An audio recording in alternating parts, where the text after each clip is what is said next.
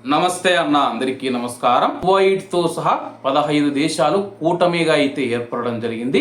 వివరాల్లోకి వెళితే ఒక కొత్త బహుళజాతి సముద్ర రక్షణ కూటమి కార్యాచరణ దిశగా ముందుకు సాగుతూ ఉంది. ఈ దళాన్ని ఏర్పాటు చేసేందుకు 15 దేశాలు ఒక సంయుక్త ప్రకటన పైన సంతకాలు చేశాయని సౌదీ అరేబియా రక్షణ మంత్రిత్వ శాఖ ప్రకటించింది.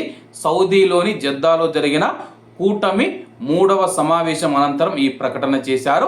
13 దేశాలు తమ కూటమి చార్టర్ పైన సంతకాలు చేసి తమ ప్రవేశాన్ని లాంఛనంగా ప్రకటించాయని, మిగిలిన దేశాలు సంతకాలు చేయడానికి అవసరమైన చర్యలను పూర్తి చేస్తున్నామని చెప్పేసి మంత్రిత్వ శాఖ తెలిపింది.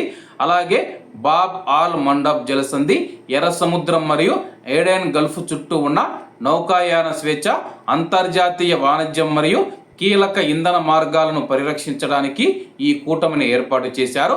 ఈ కూటమికి సౌదీ అరేబియా నాయకత్వం వహిస్తూ ఉంది. ఒక సౌదీ కమాండర్ దీనికి కమాండర్గా మరియు ఒక పాకిస్తాన్ అధికారి డిప్యూటీ కమాండర్గా నియమితులవుతారు. ఈ కూటమి ఏర్పాటును సౌదీ అరేబియా మరో 13 దేశాలు జూలై 30వ తేదీన తొలిసారిగా ప్రకటించాయి.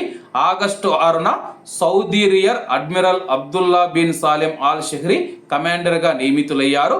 తాజా సమావేశంలో కూటమి యొక్క కార్యాచరణ గురించి అయితే దేశాలు చర్చించడం జరిగింది. ప్రస్తుతం సంతకాలు చేసిన దేశాల జాబితానైతే ప్రకటించడం జరిగింది.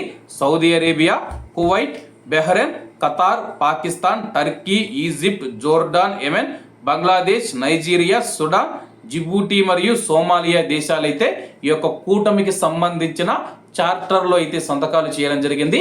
సముద్రయాన రక్షణ కోసం 15 దేశాలు కూటమిగా ఏర్పడ్డాయన్నమాట. ఎందుకంటే ప్రస్తుతం కువైట్ మరియు గల్ఫ్ దేశాలు చూసుకుంటే కానీ చమురు మీద ఆధారపడుతూ ఉన్న దేశాలు అన్నమాట.